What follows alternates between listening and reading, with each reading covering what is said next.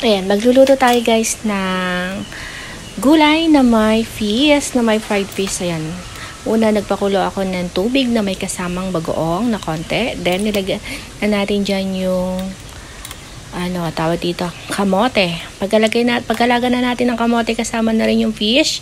Ayan, nagbawas tayo ng konting kamote.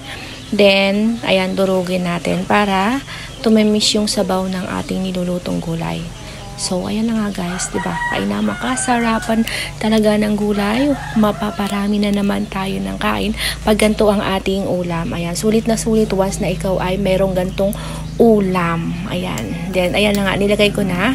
Nagbawas lang ako ng konti guys ha. Then, so ayan na nga, nilagay na natin dyan yung mga gulay na sari-sari, malunggay, kamote, ayan, kalabasa. Dahil wala naman paglagyan ng kalabasa, nilagay na rin namin, sinama na rin namin. Then, meron din siyang bataw. O, diba? Saan ka pa? Nasa bahay kubo na. Maliban lang sa malunggay.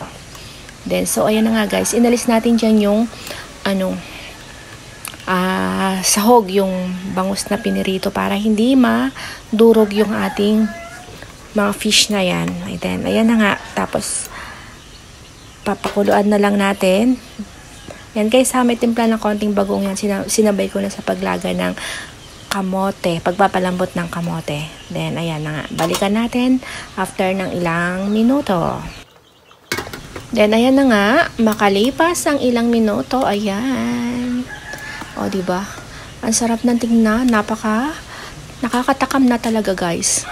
So, ano pang inaantay ninyo? I-ready nyo na ang inyong mga pinggan at kakain na tayo. So, ayan na nga. Malapit na siyang maluto. Then, ayan na nga.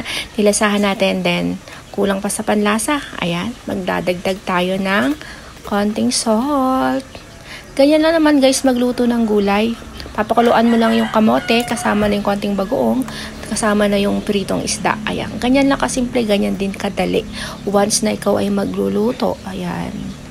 Sabi nga nila, kung gusto mo magluto, nasa puso talaga ang pagluluto. Hindi yung sasabihin mo, hindi ka marunong magluto. Then, ayan na nga guys, binalik ko uli yung fish na frito. Ayan. Para tumalab yung lasa sa, sabaw ng gulay. Then, so, ayan na nga. At matatapos na, nilagyan natin ng seasoning, pampalasa, pampasarap sa gulay. Then, ayan na nga guys. Matatapos na yung ating niluto. Ayan, i-ready nyo na yung inyong mga plato. Ayan, sana magustuhan nyo guys ha, yung aking niluto. At hoping na huwag nyo kalimutang mag-like. Thank you so much.